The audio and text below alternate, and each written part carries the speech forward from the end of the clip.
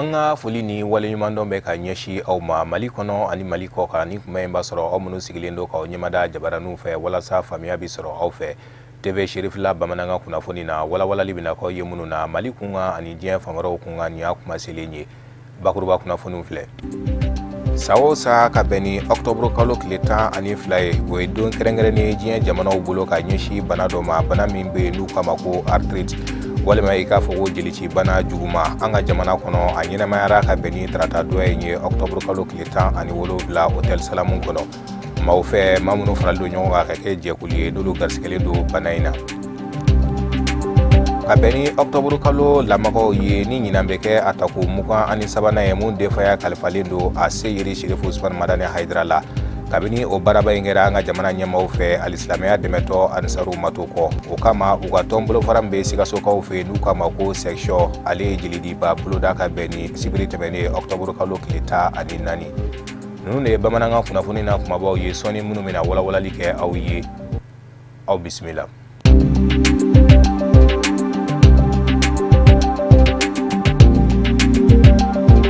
sanwo sa Octobre kalo kleta ani fla o edo krengre ni jien jamana ofe ka nyeshi banado ma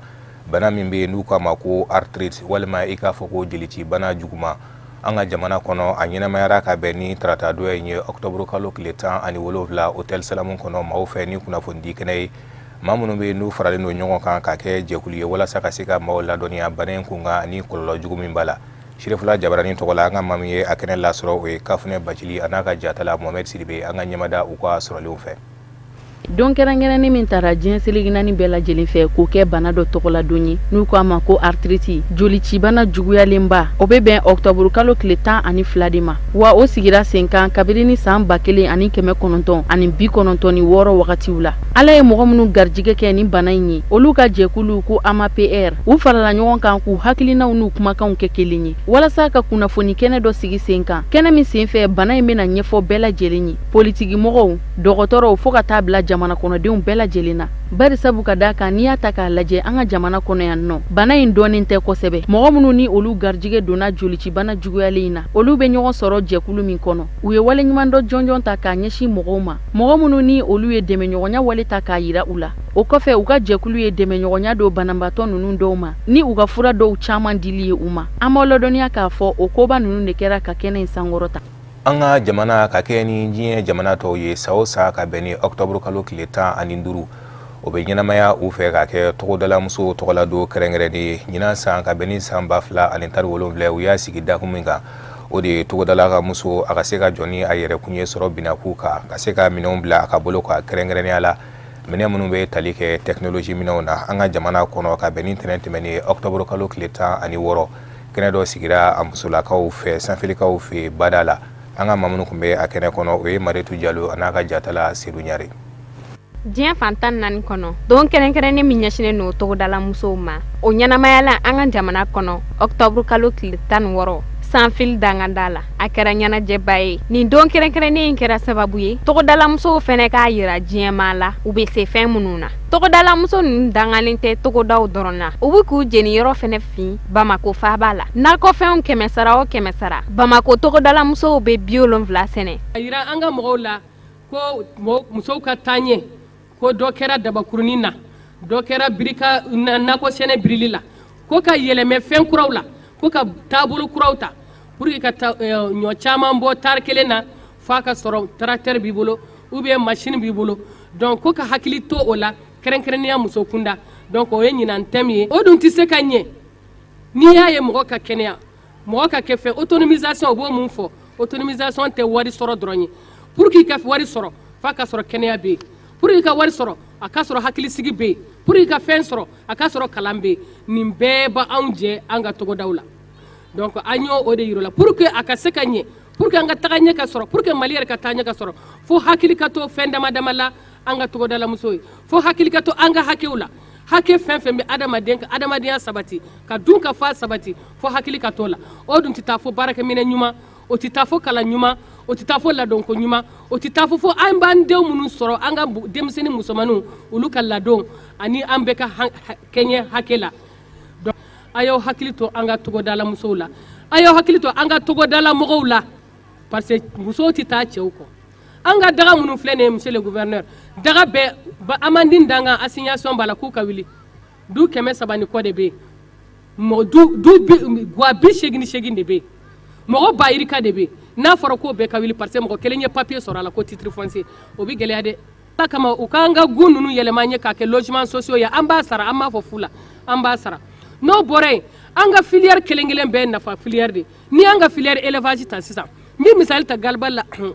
commune de Galbal la commune de Galbal bɛ muso mun balo famille rurale mun balo Bamakɔ mɔgɔ si t'a da dɔn donc aw b'aw hakili to an ka Galbal la ni nin bɔra yen ka taga yɔrɔ wɛrɛ muso si cɛ tɛ sɔn a ka bɔ yan ka taa yɔrɔ jan na n'a bɔra yan mɔgɔ dama a ka ca mɔgɔ 5,000 mun balolen bɛ yan nɔ donc aw b'aw hakili to an ka Galbalu la donc aw b'aw hakili to an ka togoda la a y'aw hakili to an ka minɛnko la hakili to an ka muso la. bɛɛ kɔni b'a dɔn muso jɔyɔrɔ ka bon sigida jɔli la kuma tɛ jamana ma an ka jamana budget national 100 o 100 gouvernement ye 15 ta k'o di togodala musow ma walasa k'u kɔkɔrɔma don muso minnu bɛ mɔni kɛ olu y'a yira k'a fɔ ko bagani min bɛ falen baji sanfɛ kɔlɔlɔba de b'a la nka ka se k'a bɔ ji sanfɛ k'a yɛlɛma ka kɛ fɛn wɛrɛ ye min bɛ nafa ɲa u y'o hakilina fɛnɛ sɔrɔ nin don kɛrɛnkɛrɛnnen min ɲɛsilen don togodala musow ma a kɛra ɲɛnajɛ belebele sanfili dangada la musow ye balanfɔlaw wele ni k'u dɔn kosɛbɛ.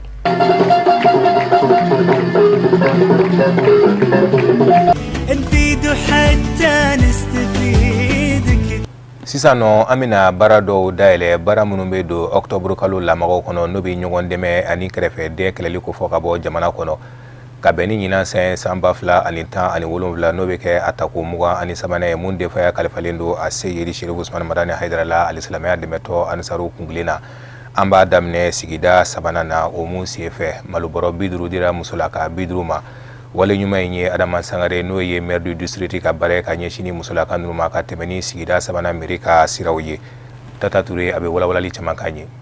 An ka jamana dɔnnen don ni ɲumanya wale minnu ye ladala n'o dɔ bɛ tali kɛ ɲɔgɔn dɛmɛ ani ɲɔgɔn jigitugu la san kalo 10 n'o ye octobre kalo ye n'a sugandira an ka jamana ɲɛmɔgɔw fɛ ka kɛ ɲɔgɔn dɛmɛ ani kɛrɛfɛden kɛlɛli kalo ye nin kalo in bɛna kɛ sababu ɲuman ye ka ba don o ɲɔgɔn dɛmɛ la o de sira kan an ka jamana faaba mairiba ani sigida 3 ka bolodi ɲɔgɔnma kɔnɔ a ye dɛmɛ kɛ ka ɲɛsin mɔgɔw ma minnu ka se ka dɔgɔn sigida 3nan kɔnɔ n'o ye commune 3 ye musaka min donna la o bɛ bɛn $1,000,000 ani 500,000 ma nin waleya in kɛra sababu ye ka kuma dadi sigida 3nan mɔgɔbaw ma ka fara mɔgɔw kan minnu garizigɛ donna ni musaka ninnu na u ka foli ani wale ɲumandɔn kɛ ka ɲɛsin mairiba ma n'o ye Adama Sangare ye ka sababu kɛ hɛrɛ min b'a bolo a sɔnna k'o tila ani mɔgɔw ni ɲɔgɔn cɛ. An bɛ a sɔgɔmada in na an ko commune 3 kɔnɔ an ye jateminɛ kɛ k'a fɔ an ka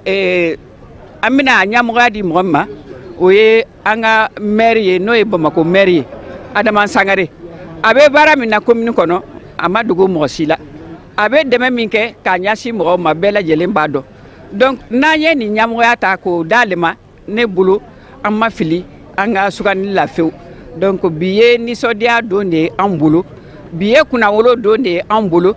nin ye o kɔrɔ ye k'a fɔ an ka laɲiniw n'Ala sɔnn'a ma u bɛ sabati. Nisɔndiya min b'an a diyara n ye a bonyana an ma mɔgɔ min bɛ nin hakili sɔrɔ ka kɛ denfa ye ka ni ɲɔgɔn nafolo bɔ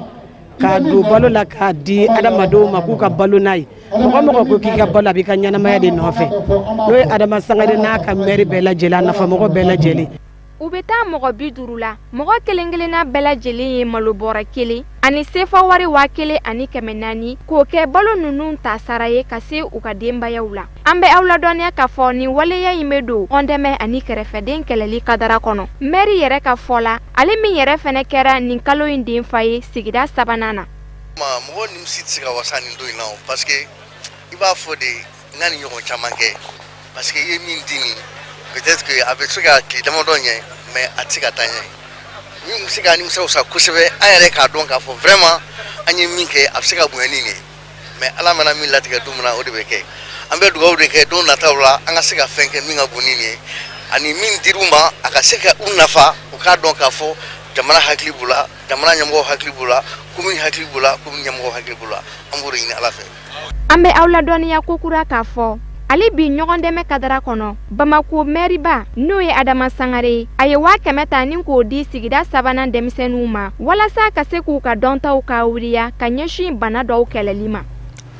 Alisilamɛya dɛmɛtɔ anisaru minnu bɛ Buguni n'o ye sous-section ye ka fara ka sous-section 14 minnu bɛ Buguni cercle kɔnɔ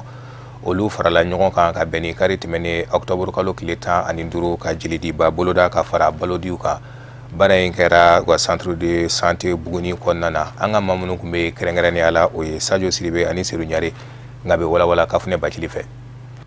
Nin dɛmɛ ɲɔgɔnya waleya min ni a kelen filɛ nin ka ɲɛsin mɔgɔ dɛsɛbagatɔw ma Buguni cercle kɔnɔ a bɛ don ɲɔgɔn dɛmɛ ani kɛrɛfɛden kɛlɛli kalo de kɔnɔna na min ni a sigira sen kan jamana maa ɲɛmaw fɛ walasa ka se ka den kɛrɛfɛ ani fantanya jugu kɛlɛ ka bɔ Mali jamana kɔnɔ. Dɛmɛ ɲɔgɔnya wale a bɛ tali kɛ fɛn minnu dili kan malo bɔrɔw sigilanw furanaw show ani jolidi kɛnɛyasow kɔnɔna na. Silamɛya dɛmɛtɔn ansaru ka sous-section min bɛ Buguni kɔnɔna na o ɲɛma danka ye foli ni waleɲuman dɔ kɛ ka ɲɛsin an ka jamana maa ɲɛmaw ma ka sanga ni an karamɔgɔba a Seyid Sherif Usman Madani Haidara sugandili la k'a kɛ ɲɔgɔn dɛmɛ ani kɛrɛfɛden kɛlɛli kalo den fa ye ɲina. Dɛmɛ ɲɔgɔnya min ni a kelen filɛ ni dɛsɛbagatɔw ye mɔgɔ minnu garijigɛ donna ni minɛ ninnu na u y'a jira k'a fɔ ko dɛmɛ ɲɔgɔnya in kɛ kuma bɛnna kosɛbɛ k'a diyari u ye wa k'a bɛnn'u ma. Bon an y'a bila hukumu min kɔnɔ k'an karamɔgɔ Sherif Usman Madani Haidara ka waleɲuman dɔ a ye baara min kɛ jamana kɔnɔ ka mɔgɔw ka don k'a fɔ Ansar ma na fɛn wɛrɛ de la a nana ɲɔgɔn dɛmɛ de kama donc o ɲɔgɔn dɛmɛ sira de y'a to ni an ye ɲɔgɔn sɔrɔ bi bi in na donc ko mɔgɔw bɔra mɔgɔw ye faamu sɔrɔ a la mɔgɔw jɔra kosɛbɛ vraiment a diyara n ye kosɛbɛ. Anw ta ye foli de ye an bɛ layiru min d'a ma dɔrɔn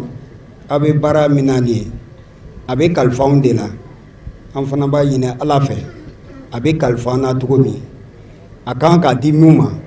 a tɛ d'o ma o sira fɛ n kɔni b'o layiru ta ye Amsaridini ye fɛn min kɛ nin an b'a ɲini tɔn tɔw fɛ u fana kɛ tɛmɛ o sira fɛ. Ne ye lujuratɔ ye mais dɛmɛ a diyara n ye parce que moi a bɛ fɔ kɔrɔlen ko moi ni ye solidarité kalo ye kɛrɛfɛden kɛlɛli ani dɛsɛbagatɔw dɛmɛli malo bɔrɛ in nin bɛ se ka min kɛ ne bolo balo la fɛn o fɛn ye kalo 4 a b'o bɔ o bɛ belebeleba ta ne ka hami la donc n bɛ foli di Ansaridini mɔgɔw ma ka foli di Haidara ma. A diyara n ye k'a bɛɛ ma bamananw y'a fɔ ko ye ko ɲɔgɔn yɛrɛ kɔ fɔ da a yɛrɛ ɲɛ n yɛrɛ sigilan se tiɲɛ de bɛ tiɲɛ ni Ala y'a na kɛ ayiwa badenw y'a na ni k'u bonya ba kɛri ɲɛ bi e ye tiɲɛ ka fisa a diya nɔ k'a bɛɛ ma Ala sɔn a fana sɔn n b'u fo k'u tanto a diya nɔ cogo min Ala k'a diya Ala rɔ ten saa hɛrɛ Ala k'a diya ma saa bala Ala k'an kisi Ala k'a jamana sabati Ala ka ɲɛmɔgɔw sabati Ala k'u kɛnɛ cu Ala k'an cu ɲɔgɔn ɲɛ malibɔrɛ nin wa n y'a sɔrɔ n yɛrɛ dɔ bɛ dayɛlɛ bi k'o dun. Buguni cercle maa ɲɛmaw bɛɛ lajɛlen y'u ka nisɔndiyaw jira ka sangani ni dɛmɛ ɲɔgɔnya wale in ye min bɔra silamɛya dɛmɛtɔn ansaruw fɛ Buguni k'a ɲɛsin dɛsɛbagatɔw ma. Mot de la solidarité kuma la fɔlɔ dɔ y'a fɔ a bɛ sen kan an ka jamana in kɔnɔ a ka ca san caman ye bi an ye mun y'a kɔnɔ ka se bi ma nisɔndiya ko don nka k'a ye k'a fɔ ko dɔ de kɛra parrain niveau national la ka ye terrain kan mɔgɔ bɔ o kɔ ko o jɔyɔrɔ fa ko waleya kelen kɛ hakilila nin y'o siɲɛ fɔlɔ ye o bɛ mun yira o b'a yira k'a fɔ a bonya dira mɔgɔ min ma a n'a ka kan de a bɔra mɔgɔ kelen ko ra a kɛra jamana ko de ye m'a dɔn parrain cayara jamana kɔnɔ ka sababu kɛ Sherif Usman Madani Haidara ye. Silamɛya dɛmɛtɔn ansaruw ka sous-section min bɛ Kumantu fana olu ma sɔn ka to kɔ ni ɲɔgɔn dɛmɛ kalo in ani kɛrɛfɛden kalo in kɔnɔna na u fana y'u seko n'u damayira kɛ ni dɛmɛ ɲɔgɔnya wale caman tali ye ka ɲɛsin mɔgɔw ma minnu ni dɛmɛ ɲɔgɔnya ka kan ani ka labana fana ka jolidi kɛnɛ fana sigi sen kan dɔgɔtɔrɔsow kɔnɔ nin kɛnɛ in ye mɔgɔ 450 de fara ɲɔgɔn kan ka bɔ Buguni n'a lamini kɔnɔ n'i y'a bɛɛ lajɛlen ta ka fara ɲɔgɔn kan Buguni ansaruw sera ka joli pɔsi 100 de fara ɲɔgɔn kan Buguni dɔgɔtɔrɔso yɛrɛ kɔnɔ joli pɔsi 55 o sera ka fara ɲɔgɔn kan Kumantu dɔgɔtɔrɔso kɔnɔ walasa ka nin kɛnɛ sanuma in kuncɛ silamɛya dɛmɛtɔn ansari muso minnu bɛ Buguni olu fana ye tile kelen ta k'o kɛ sanuyaba don ye ka yɔrɔw bɛɛ lajɛlen furan ni k'a jɛya ani ɲɛgɛn kɔnɔnaw walasa olu fana nin yɔrɔ ye fɛn min ye waleɲuman dɔ na ka ɲɛsin Mali jamana maa ɲɛmaw ma ka sanga ni an ka karamɔgɔba a Seyid Sherif Usman Madani Haidara sugandili la k'a kɛ ɲɔgɔn dɛmɛ ani kɛrɛfɛden kalo ta k'o 23nan den fa ye. An ye a jira o la bakuruba kunnafoni na k'a fɔ an ka jamana ɲɛmɔgɔ kelen kɔ ka a se Sherif Usman Madani Haidara k'a sugandi kaloba min n'an b'ola k'o kɛ a denfa n'o ye a ta ko 23 ye alisilamɛya dɛmɛtɔ Ansaru kabini o kɛra bɛɛ u ma to kɔ o kama u ka bolofara min bɛ Sikasokaw fɛ n'o ye section de Sikaso ye olu fana ye jeli di labɛn ka bɛn ni sibiri tɛmɛnen octobre kalo tile 14 an ka maa minnu tun bɛ a kɛnɛ kɔnɔ kɛrɛnkɛrɛnnenya la o ye Alamidu Badini ani Samba Traore an ka ɲɛmadaw ka sɔrɔlenw fɛ. Sikaso dugu a n'a dafɛdugu Ansaru bɔla iko kɔnɔkulu walasa ka na u ka ɲɔgɔn dɛmɛ ani den kɛrɛfɛ kɛlɛli ŋaniya ɲumanw waleya ni jolidin ye jolidi min ni kɛnɛya tigilamaw y'a tanu kosɛbɛ ka sabu kɛ nin ye waleya ye mun bɛ banabagatɔ jigitugu ani ka caman bɔ joliko dɛsɛ gɛlɛya min bɛ kɛnɛyasow la. Jolidi nafa tɛ se ka fɔ ka ban puisque dɔgɔtɔrɔso la joliko problème ba de bɛ kɛ yen nɔ an ka taabolo kɔnɔna la mɔgɔw delilen t'a la ka to ka taa joli di ka bila walasa ka banabagatɔ ni ma kisi ni ma kara alors que yɔrɔ caman na o de bɛ kɛ mɔgɔw bɛ taa joli di ka bila ni joliko problème bɛ yen dɔrɔn a bɛ ta directement ka di banabagatɔw ma alors que an dun ka taabolo la Mali kɔnɔ yan o ma développer kosɛbɛ bon nin kɛwale mun filɛ Ansarudine mɔgɔw fɛ vraiment ko b'a don a b'a to banabagatɔ caman o nimisi bɛ wasa joliko la. Jolidi o bɛ nafa caman de lase jolidila ma kɛnɛya kunda ani nafa caman wɛrɛ i n'a fɔ docteurw b'a fɔ cogo min na. Bon ni i taara joli di fɔlɔ i yɛrɛ joli a bɛ saniya puisque joli mun bɔra a bɛ tila ka remplacer jolikisɛ olu bɛ remplacer kalo 3 kɔnɔla la o yɛrɛ ye nafa fɔlɔ ye o tigi ma. Nafa filanan i b'a di ka banabagatɔ mun ni kisi o baraji b'i kan. Nafa sabanan e mana di joli tɛ taa ten ka taa don banabagatɔ la directement yanni e k'a di e yɛrɛ de bɛ sɛgɛsɛgɛ k'a lajɛ fɔlɔ n'o y'a sɔrɔ e bɛ se k'a di joli di ye ka organiser k'a kɛ groupe i n'a fɔ donneur bénévole minnu bɛ taa gansan ka joli di n'olu yɛrɛ taara n'u ye joli di siɲɛ fɔlɔ an bɛ papier d'u ma siɲɛ filanan an bɛ papier wɛrɛ d'u ma n'a sera siɲɛ 3 la an b'u carte dilan ka d'u ma u bɛ kɛ donneur ye o carte b'a to u yɛrɛ n'u famille u ka somɔgɔ direct ni farigan ou bien fɛn misɛnmaninw bɛ yen n'u taara n'u carte ye n'u yira u ka kɛnɛya ko la a bɛ fɛn caman nɔgɔya u yɛrɛ ka ko la. Sikaso dugu ani a dafɛdugu Ansaru min y'o joli di olu y'u ka nisɔndiya jira k'a sabu kɛ nin ye waleya ye min bɛ fasoden ɲumanya jira baara min ni o k'o tɛ saliya a kɛli la k'a sabu kɛ nin bɛ u ka kanu jira ka ɲɛsin karamɔgɔ Aseyid Sherif Usman Madani Aidara ma ni kalo in denfaya t'a la ka kalifa ale min ma. Nisɔndiya le y'an bila k'an joli di kalo nin ye ɲɔgɔn dɛmɛ kalo ye o y'a ɲɛmɔgɔya di an karamɔgɔ ma n'o ye Sherif Usman Madani Aidara ye an kɔni y'an joli di nisɔndiya kan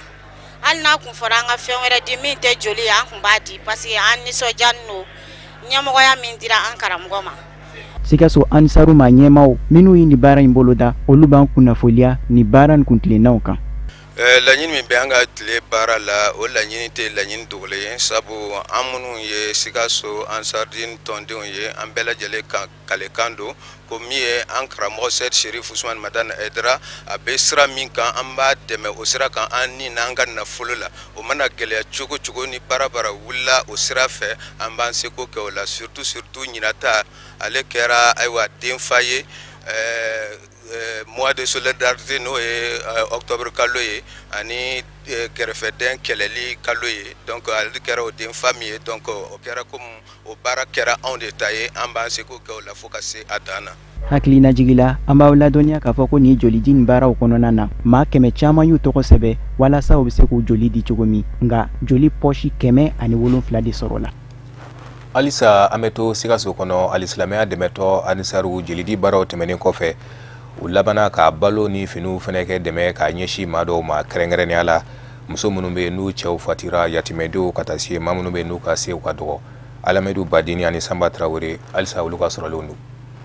walasa k'u ka nisɔndiya jira karamɔgɔ Aseyid Sherif Usman Madani Aidara ka sugandili la ka kɛ ni ɲɔgɔn dɛmɛ ani den kɛrɛfɛ kɛlɛli kalo denfa ye. Sikaso dugu kɔnɔna ani a dafɛdugu Ansaru olu ye dɛmɛ kɛ ka ɲɛsin muso cɛsabagatɔ yatimɛdenw ani dɛsɛbagatɔw caman ma. O dɛmɛ tun ye malobɔrɔ 310 litiri 4 tulu karton 300 ani finiw. An karamɔgɔ Sherif Usman Madani Aidara k'a sɔrɔ bi tɛ depuis kunu fo bi a m'an bila fosi la ni nin tɛ. Donc ni jamana ɲɛmɔgɔ y'a ye k'a fɔ denfaya kan ka kalifa ma waliyala wala min n'o ye a yɛrɛ mɔkɛ ka sira kɔrɔ de ye n'o de ye ka hinɛ dɛsɛbaatɔw ni fantanw na k'o denfaya ta k'o d'a ma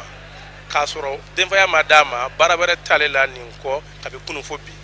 donc denfaya dini a fana ma donc kumana an fana y'an ŋɛnɛya yira k'a fɔ karamɔgɔ denfaya min dira a ma fo diɲɛmaa ka dɔn k'a fɔ a dira mɔgɔ ma ani mɔgɔ min n'a ka kan. Nin ye dɛmɛ ye mun bɛ muso cɛsabagatɔ yatimɛdenw ani dɛsɛbagatɔw caman ɲɛji cɛ. Bon donbolo min dira anw ma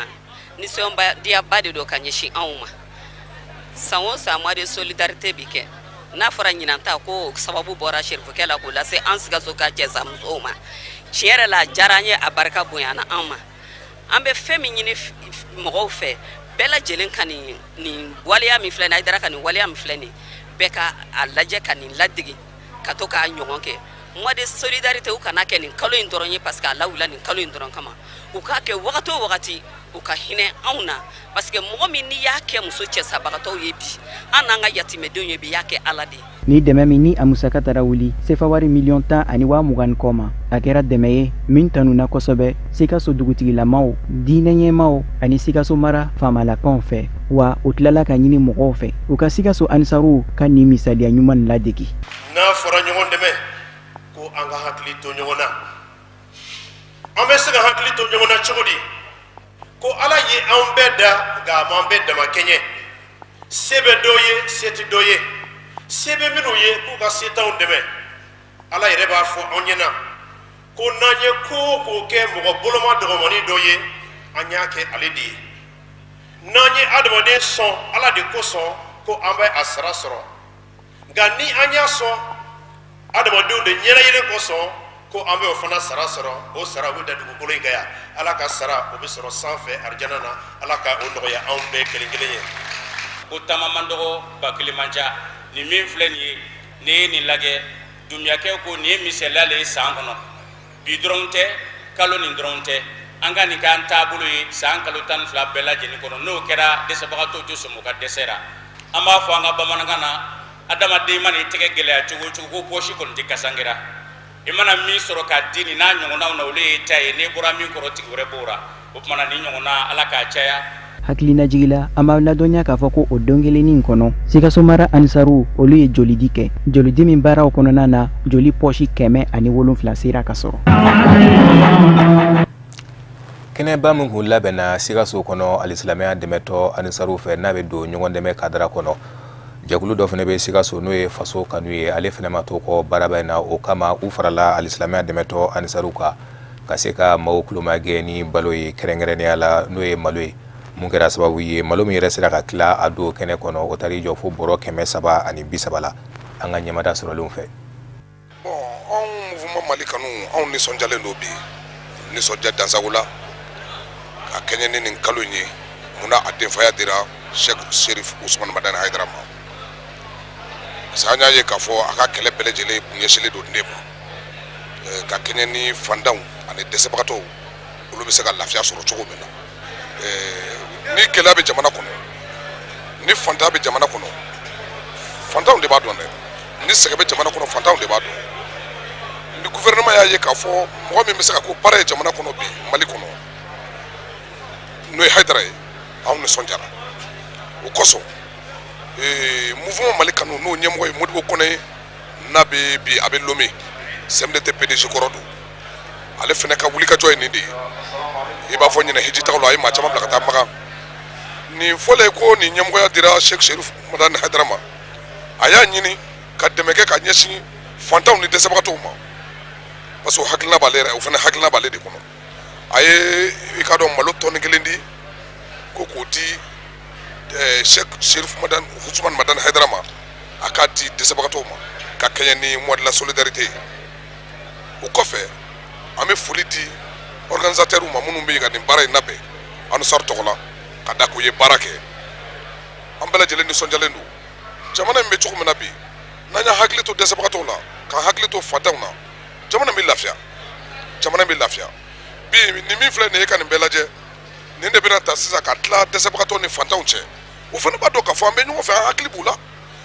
don min bɛ kɛ kelen ye ni fantan ni faama an bɛ gɛrɛ ɲɔgɔn na nafolotigi ni dɛsɛbagatɔ a bɛ gɛrɛ ɲɔgɔn na o ye nin don ɲɔgɔn de ye o. نفيد حتى نستفيد. Nunun kun ye wale ɲumanw ye minnu lawulila ka se ka maaw dɛmɛ n'a bɛ don octobre kalo labɛnw kɔnɔ n'o bɛ ɲɔgɔn dɛmɛ ani kɛrɛfɛden keleli ko fɔ ka bɔ jamana kɔnɔ. O de bɛ an sɛnsɛn ka se diɲɛ fan wɛrɛ kibaruyaw ma. Karamɔgɔ Musa Fɔnba a bɛ walawalali caman k'an ye.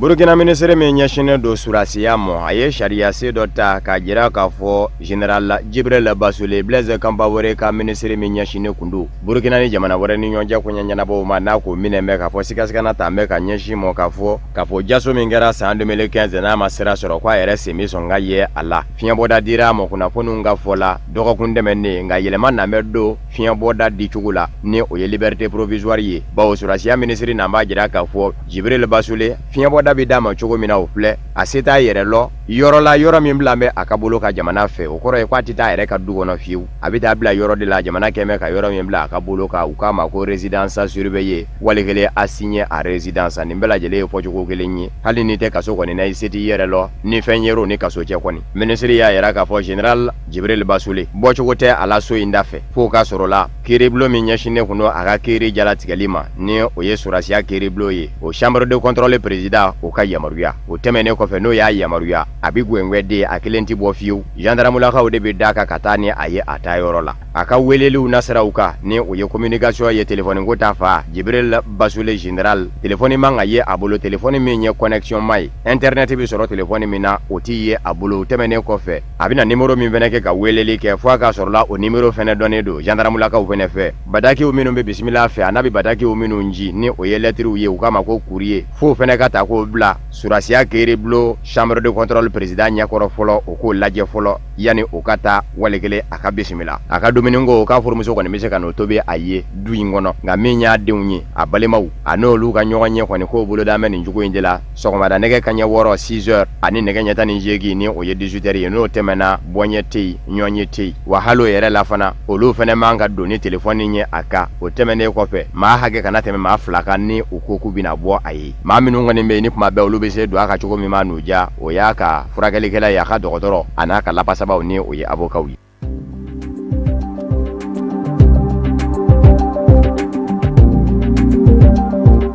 Togo jamana kɔnɔ a camancɛ yanfa dugu min wele ko Sokode ni kuma bɛɛ wulikajɔw bɛ ka kɛ ka fɔrɔ Ɲasingbe ka fanga kwa wuli fanga sinamatɔ ɲɛma min danbɛ Poyi ye n'a tɔgɔ bɛ bɛɛ da bi ko Tikpi Achadam a n'a ka fanga ɲinijakulu manga ni Parti National Panafricain PNP olu kanu b'a dɔn alima min do Sokode ko Imam Al Hassan ale de minɛna ntɛnɛn fitiriyanba fɛ kabini o de kɛra sa kanubaw bɛɛ lajɛlen y'u ka nisɔngoyaw jira ka fa bɛɛ lajɛlen kɛ senɔw ye ka tiɲɛnibaw kɛ ntɛnɛndon fitiri fo ka taa se dugu Glamanjenje o y'a sɔrɔ Sokode ka kalan denmisɛnninw ka mɛn ko fɔ alimami in ka bila alimami in yɛrɛ ni o ye Imam Al Hassan ye Parti National Panafricain PNP ni o ye Tikpi Achadam ka fanga ɲinijakulu ye o tɔnden do Sokode kɔnɔ wa Sokode yɛrɛ ale de ye duguba filanan ye Togo min jama ka ca a minɛnen ka datugu PNP kanubaw denmisɛnninw bɔra fa bɛɛ lajɛlen la u ka tiɲɛni fɔlɔ daminɛna ka ɲɛsin fɔrɔ Ɲasingbe jamana ɲɛma ka fanga ɲinijakulu Union pour la République UNIR o bolofara min bɛ Sokode tiɲɛni daminɛna yen de o ni lakana tigilamaw sɔrɔla ka kari ɲɔgɔn na minisiriw ka du minnu bɛ yen u ye yen da kolon di ka filenkolon di Togokaw ka warisoba Union Togolaise de Banque o bolofara min bɛ Sokode bin kɛra kɛ yen fɛnɛ kan nka minisiri min ɲɛsinnen do Togo jamana kɔnɔna lakanani kow ma o y'a jira kunnafoni di so dɔ la k'a fɔ Imam Al Hassan ka minɛ Sokode kɔnɔ ko a n'a ka kan ko barisabu ka da kan k'a fɔra dama a ka wajuliw bɛ ka taa tiɲɛni de ye ko fɛn min b'o sɛmɛdiya ko octobre kalo tile 17 tɛmɛnen k'a kun ye wele da misiri kɔnɔ ko denmisɛnninw ka jɛ k'u kɔ a da lakana tigilamaw kɔ a la nka kabini maa in kɔni minɛna denmisɛnninw kɔni ye fa bɛɛ lajɛlen kɛ senɔ ye u ni lakana tigilamaw ni ɲɔgɔn cɛ ka yɔrɔ caman jeni Sokode kɔnɔ dɔw y'a yɛrɛ k'a fɔ Togo faaba Lome o fana y'i ta sɔrɔ a ko la.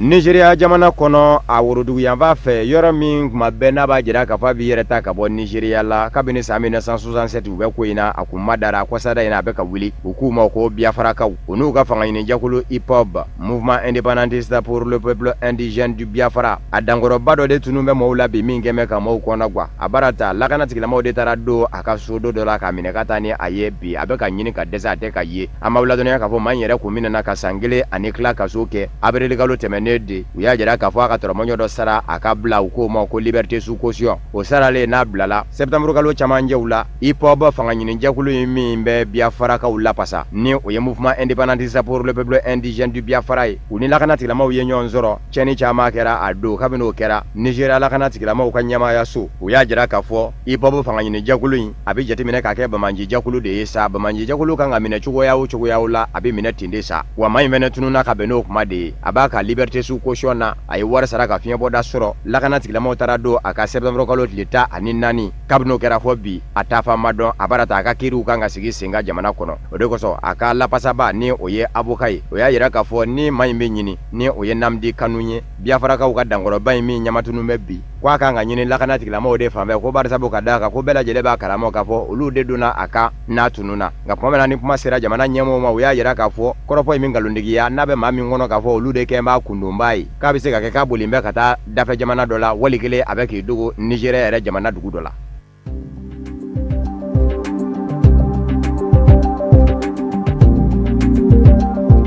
Jan Ruigara Rwanda jamana kɔnɔ muso min gɛmɛ ka jira k'a fɔ a tɛ jɛ ni Paul Kagame ka fanga ye wa jamanakuntigi kalata min tɛmɛna uti kalo la a yɛrɛ kun gɛn kun bɛ k'i kanbɔ kabini a y'i kanbɔ o kɛra ka mangoyaw daminɛnen ye barisabu ka d'a kan maaw balala k'a lebule ye kunnafoni sɔrɔ sirakuraw sanfɛ maa t'a dɔn maa min kɛra sababu ye ka o jaw ta k'u bila ye nka Jan Ruigara a bilama u n'an bɛ a minɛ yɛrɛ de sa kalata tɛmɛnen kɔfɛ ni ka kɛ wo la ntɛnɛntɛmɛnen a ka kiiri kun kan ka sigi sen kan jaki min ɲɛsinnen don a mɔ ko o ye a ye maaw su ka bila wulikajɔw la ka jamana basigi tiɲɛ nka o n'a ta bɛn musolaka in ma bɔ a dalaka kan a kɛlen k'i jɔ kiiritigɛlaw ɲɛkɔrɔ ntɛnɛndon kiiribulon kɔnɔ Rwanda faba la k'i gali a ko kiiri ɲɛmɔgɔw ma yan'u k'ale minɛ k'ale jɔ u ɲɛkɔrɔ yan munna u t'u da don jamana ɲɛmɔgɔw ka sanga ni waati maaw latunu ni kumaw la maa hakɛ min dununa Rwanda jamana de la ni o tunucogo ma dɔn ko hakɛ t'o la k'u t'o ɲɛɲini a bɛ ka fɛn minnu fɔ k'a bɛɛ lajɛlen ye tiɲɛ ye o tuma na u k'a lajɛ ka baara kɛ o kan min bɛ se ka to Rwanda jamana bɛ ka ye ni yecogo jugu min ye hadamadenya hakɛ burujali la u bɛ se ka dabila a ko n'u kun y'o sira minɛ k'o na pisaya u mɔ ni ale ni a balimaw lajabali ye barisabu ka d'a kan bibi na ale minɛnen don a kɔrɔmuso minɛn bɛ a yɛrɛ ba fɛnɛ minɛn bɛ a ma ladɔnniya k'a fɔ kabini uti kalo tile 4 ni jamanakuntigi kalataw daminɛna ni musolaka in ni o ye Ruigara ye campagne yɛrɛ daminɛ don a sina k'i yɛrɛ lebule ye kunnafoni sɔrɔ sirakura internet sanfɛ maa kɔni da dɔn maa min kɛra bilaba ye o n'a ta bɛɛ a m'i fari fa a y'i kanbɔ ka jamana ɲamaya in ɲini a m'a sɔrɔ den a bilama minɛn bɛ k'a datugu a yɛrɛ maa tɔgɔtigi den fɛnɛ don barisabu ka d'a kan Paul Kagame ni maa minnu ye fanga ɲinijɛkulu tɛ tigɛ ɲɔgɔn fɛ o dɔ de don nka Paul Kagame n'a wolofa in labanna ka fɔ ɲɔgɔn kɔ ni o ye Asinapol Ruigara ye u fɔlen ɲɔgɔn kɔ o ma mɛn fa in fɛnɛ sara bawo sirabakan kasara kɛra sata ye nka maa caman kɛmɛ ka siga fɛnɛ don o sirabakan kasara in fɛnɛ kɛcogo la n'a janfan tɛ k'a to o rɔ fɛnɛ a kɔni nsomaw fura damajɛ ntɛni ye a ka sacogo in kɔni ye.